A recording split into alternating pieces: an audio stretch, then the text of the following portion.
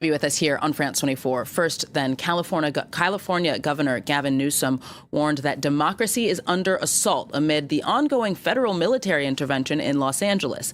Local authorities have enforced a downtown curfew on Tuesday night, carrying out mass arrests, deploying officers on horseback, and using crowd control projectiles to disperse hundreds of protesters who, of course, are mobilized against the Trump administration's immigration crackdown.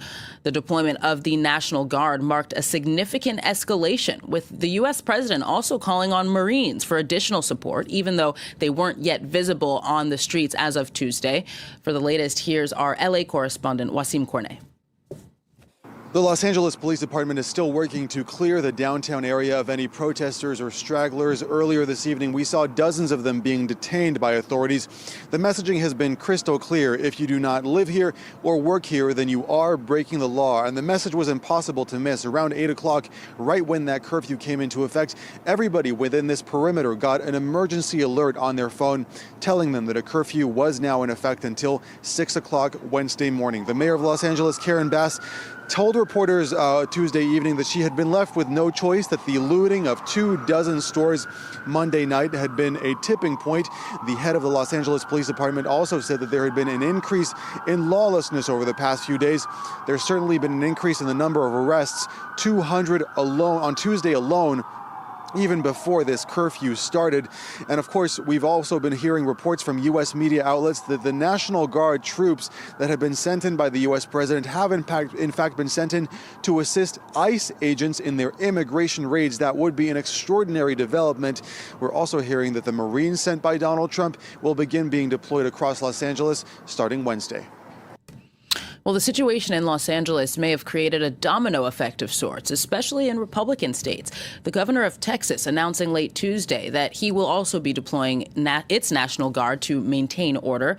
Greg Abbott saying that the forces will use, I quote, every tool and strategy available amid protests against immigration crackdowns there.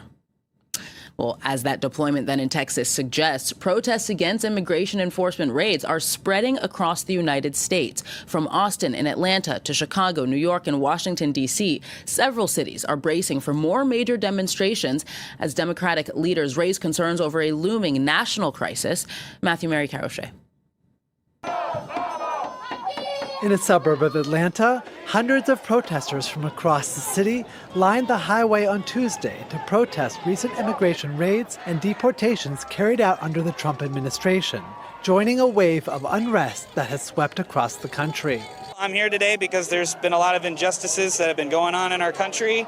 You know, you got people that are being arrested on the street by agents that don't wear badges, wear masks. They're basically being kidnapped. And, you know, every time I see that on social media and wherever else, it makes me really angry.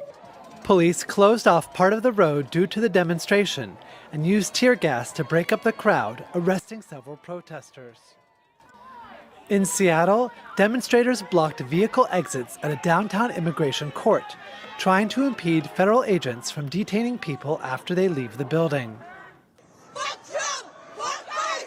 Fuck Trump! In Chicago, hundreds of peaceful protesters marched through the downtown streets, although a few vandalized police cars or attempted to break through police lines and scuffled with officers.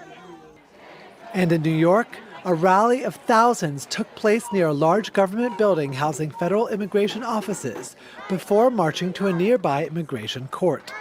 I just told my daughter there's not a lot of Latinos out here because I'm sure they're afraid to be deported. They think ICE is going to be out here. So to come out here with her is very meaningful because we're both U.S. citizens, but we know where we came from and how we're here and why we're here.